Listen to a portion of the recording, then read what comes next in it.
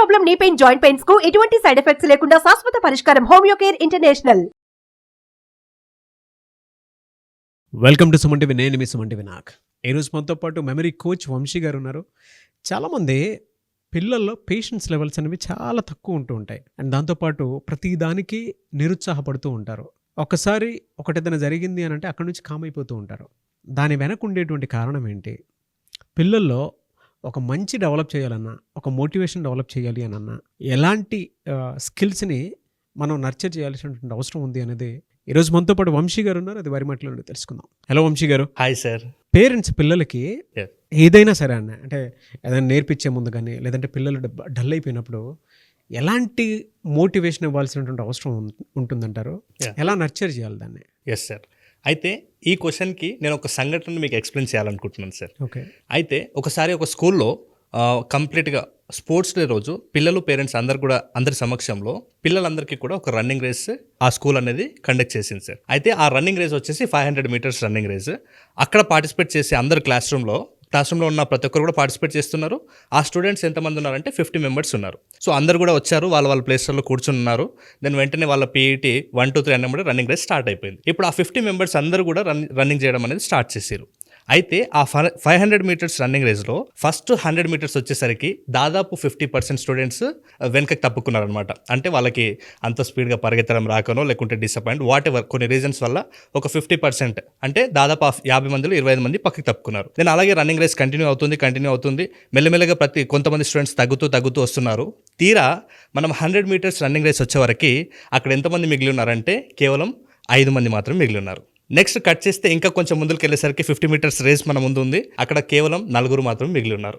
అంటే కంప్లీట్గా స్టార్టింగ్లో 50 మెంబర్స్ నుంచి అది ఎండ్ అయ్యే వరకు అక్కడ ఎంతమంది మిగిలి ఉన్నారంటే కేవలం 4 మాత్రమే ఉన్నారనమాట. అయితే ఇక్కడ జరిగిన సన్నివేశం అనేది ప్రతి పేరెంట్ క్లియర్గా అబ్జర్వ్ చేయాలి.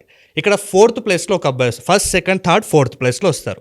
అయితే ఎవరైతే 4th ప్లేస్లో ఒక అబ్బాయి వచ్చాడో వెంటనే ఆ అబ్బాయి ఆ రేస్ అయిపోయిన తర్వాత బయటకు వస్తే వాళ్ళ పేరెంట్ ఆ బాబుని దగ్గరికి తీసుకొని గట్టిగా హక్ చేసుకున్నాడు అనమాట. గట్టిగా హక్ చేసుకొని కంగ్రాచులేషన్స్ బేటా అని చెప్పాడు. ఆ బాబు అంటున్నాడు, ఎందుకు నాన్న నేను 1st రాలేదు, 2nd రాలేదు, 3rd రాలేదు, నేను వచ్చింది 4th. ఇప్పుడు నన్ను ఎవరు కూడా గుర్తించరు స్కూల్లో, నేను అసలు విన్ అయినట్టే కాదు, కాకపోతే పోటీలు నేను ఎండ్ వరకు ఉన్నాను అంతే, దానికి నువ్వు కంగ్రాచులేషన్స్ ఎందుకు చెప్తున్నావు అంటాడు. ఆ నాన్న ఏమంటాడంటే, కంగ్రాచులేషన్స్ ఒక్కటే కాదు బేట, ఇప్పుడు మనం ఇద్దరం కూడా బయటికి వెళ్ళి ఇప్పుడు నువ్వు పార్టీ చేసుకోబోతున్నాం మన ఇద్దరం అని చెప్తాడు.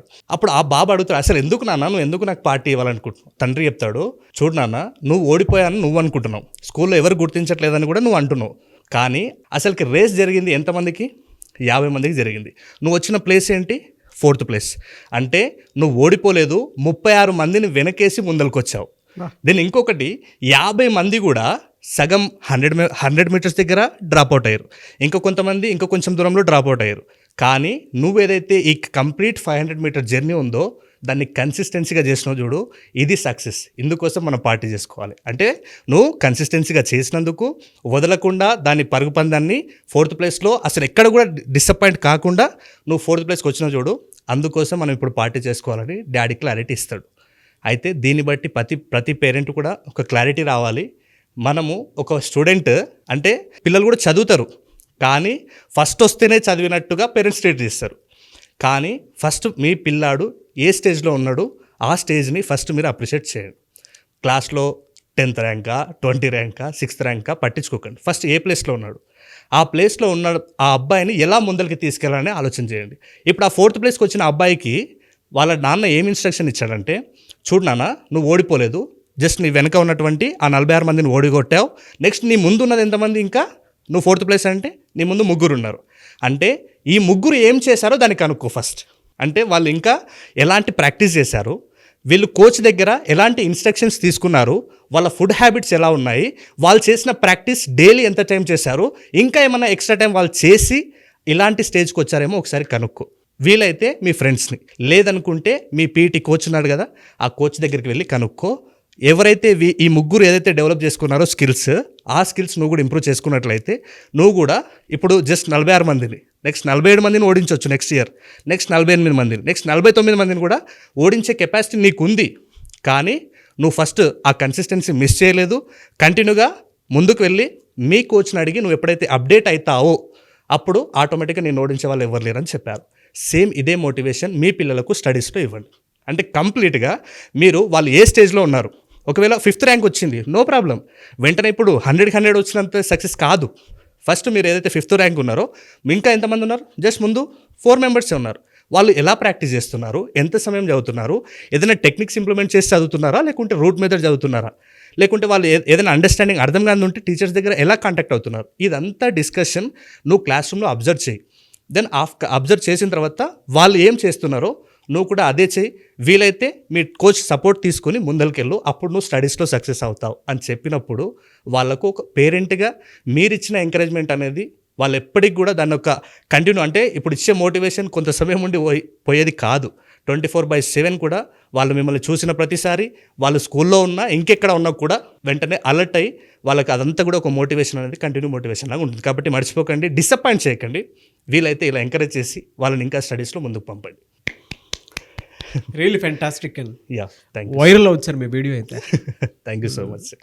చాలామంది మీ క్లాస్ కోసం ఎదురు చూస్తున్నటువంటి వాళ్ళు ఉన్నారు. యా, December 15th నుంచి పెట్టినట్టున్నారు కదా, కరెక్ట్. సో అందులో ఏ టాపిక్స్ కవర్ అవుతాయి? ఎస్ సార్, అయితే మన December 15th కంప్లీట్గా మనం 2 కోర్సుని టీచ్ చేయబోతున్నాం సార్. ఒకటి వచ్చేసి మెమరీ స్కిల్స్, ఇంకొకటి స్పీడ్ రీడింగ్. కంప్లీట్గా వాళ్ళకి ఎలా, ఇప్పుడు నేను చెప్పాను పిల్లలకి మోటివేషన్ ఇంపార్టెంటే, కానీ నేను ఇంకొక చిన్న విషయం చెప్తాను మీకు. మోటివేషన్ ఎప్పుడు వర్కౌట్ అవుతుంది అంటే ప్రాసెస్ చెప్పి మోటివేషన్ చేయాలి. ఇంకా కొంతమందికి ఎలాంటి స్టడీ స్కిల్స్ వాడాలో తెలియదు. సో మనం కంప్లీట్గా ఈ కోర్సులో మెమరీ స్కిల్స్లో ఎలా చదవాలి, ఎలా గుర్తుపెట్టుకోవాలి, ఎలా రివైజ్ చేయాలి, ఎలా మన మైండ్ సెట్ని సెట్ చేసుకోవాలి, ఎలా ఎగ్జామ్ టైంలో మనం స్పీడ్గా రాయాలి, ఎలాంటి మైండ్ సెట్ మనకి ఎగ్జామ్ టైంలో ఉంటే మనం ఆ పేపర్ని హ్యాండిల్ చేయగలుగుతాము, ఈ డీటెయిల్స్కి సంబంధించి ప్రతిదీ ఎలా గుర్తుపెట్టుకోవాలనేది 20 కాన్సెప్ట్స్ మనం మెమరీ స్కిల్స్ నేర్పిస్తాం సార్. దాంతోపాటు ప్రతి ఒక్క స్టూడెంట్కి ఇప్పుడు నేర్చుకోవడం ఇంపార్టెంట్, దాంతోపాటు స్పీడ్ రీడింగ్ కూడా ఇంపార్టెంటే. అంటే సిలబస్ని ఇన్ టైంలో కంప్లీట్ చేసుకోవడం కూడా ఇంపార్టెంటే. కాబట్టి స్పీడ్ రీడింగ్ కోర్స్ కూడా మనం కంప్లీట్గా 7 days ప్రోగ్రాంలో మెమరీకి సంబంధించిన 20 మెథడ్స్, స్పీడ్ రీడింగ్కి సంబంధించిన 10 మెథడ్స్, అన్ని ఈ 30 మెథడ్స్ని December 15th నుంచి మనం స్టార్ట్ చేసి 7 days పాటు కంటిన్యూగా ప్రతి డే 2 hours వర్క్షాప్ని మనం కండక్ట్ చేయబోతున్నాం సార్. పర్సనల్ అపాయింట్మెంట్ కూడా తీసుకోవచ్చు? యా, పర్సనల్ అపాయింట్మెంట్ కూడా తీసుకోవచ్చు. ఇంకెవరికైనా అంటే మా పిల్లలు ఆన్లైన్లో వినరు అట్లాంటి వాళ్ళు ఉంటే ఆఫ్లైన్కి రావచ్చు. లేదు సార్ మాకు జనాలు కాకుండా ఓన్లీ పర్సనల్ 1-to-1 ట్రైనింగ్ కావాలంటే కూడా మా టీం పూర్తి డీటెయిల్స్ మీకు అందిస్తారు, ఒకసారి కాల్ చేయొచ్చు. డెఫినెట్గా. థ్యాంక్ యూ అండి, thank you so much Vamshi గారు. Thank you sir. చూసారు కదండి వీడియో. ఈ వీడియోపై మీ అభిప్రాయం కమెంట్ బాక్స్లో పోస్ట్ చేయండి. ముఖ్యంగా మీరు కనుక వంశీ గారి అపాయింట్మెంట్ తీసుకొని మీ పిల్లలకు సంబంధించినటువంటి మెమరీ పవర్ టెక్నిక్ మీరు పెంచుకోవాలనుకున్నా, అంటే మెమరీ పవర్ పెంచుకోవాలనుకున్నా, ఎగ్జామ్లో పర్ఫామ్ బాగా చేయాలనుకున్నా కూడా ఏ చిన్న టిప్ ఉన్నా మీకు కావాలి అనుకుంటే అపాయింట్మెంట్ మీరు డెఫినెట్గా తీసుకోండి. అండ్ క్లాస్ అయితే December 15th నుంచి స్టార్ట్ అవుతుంది. సో వెంటనే ఎన్రోల్ చేసుకోవాలి అనుకునేటువంటి వాళ్ళు స్క్రీన్ మీద కనిపిస్తున్న నెంబర్ సంప్రదించవచ్చు. ఈ వీడియో లైక్ చేయండి, షేర్ మాత్రం తప్పకుండా చేయండి. ఇలాంటి మరిన్ని వీడియోస్ కోసం మా ఛానల్ ఫాలో అవ్వండి. Thank you.